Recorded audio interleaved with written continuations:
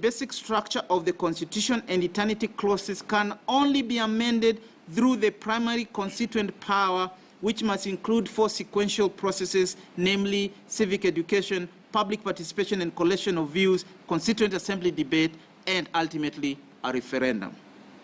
2, a declaration is hereby made that civil court proceedings can be instituted against the President or a person performing the functions of the office of the President during their tenure of office in respect of anything done or not done contrary to the Constitution.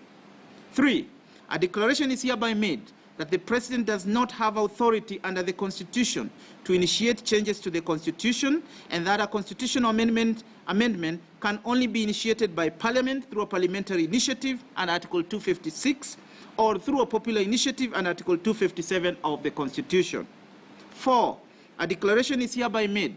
that the Steering Committee on the implementation of the Building Bridges to a United Kenya Task Force report established by the President, V-Day, Kenya Gazette Notice number 264 of 3rd January 2020, and published in a special issue of the Kenya Gazette of 10th January 2020,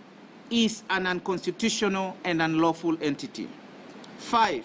a declaration is hereby made that being an unconstitutional and an unlawful entity, the Steering Committee on the implementation of the Building Bridges to a United Kenya Task Force report has no legal capacity to initiate any action towards promoting constitutional changes under the Article 257 of the Constitution. 6, a declaration is hereby made that the entire BBI process culminating with the launch of the Constitution of Kenya Amendment Bill 2020 was done unconstitutionally and in usurpation of the people's exercise of sovereign power.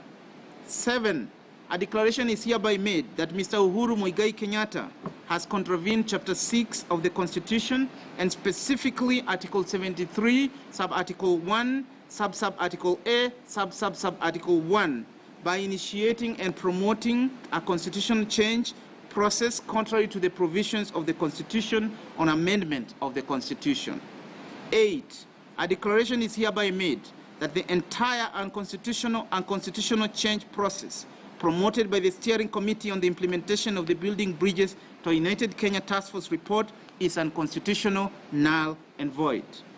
9, a declaration is hereby made that the Constitution Amendment Bill 2020 cannot be subjected to a referendum before the IEBC carries out nationwide registration exercise. 10, a declaration is hereby made that the IEBC does not have quorum stipulated by Section 8 of the IEBC Act as read with Paragraph 5 of the second schedule to the Act for purposes of carrying out its business relating to the conduct of the proposed referendum, including the verification of signatures in support of the Constitution Amendment Bill and Article 257(4) of the Constitution submitted by the Building Bridges Secretariat. 11,